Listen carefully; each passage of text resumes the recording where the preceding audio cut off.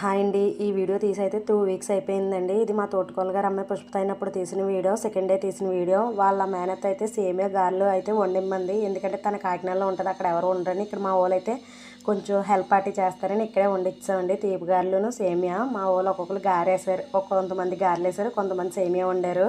ఇలా ఎక్కువ క్వాంటిటీలో వండుతారండి. 3 కేజీలు మినపప్పు వేసారు, కేజీ సేమియా. ఇలా ఎక్కువ వండి చుట్టుపక్కల వాళ్ళకి కూడా పంచి పెడతారండి. దాని తర్వాత మా ఆడపడుచు కూడా మేనత్త అవుతుంది కదండి, తన కూడా ఉండ్రాలు వండిమ్మందండి. అవి నెక్స్ట్ డే ఉండ్రాలు కూడా వండిచ్చేసారు.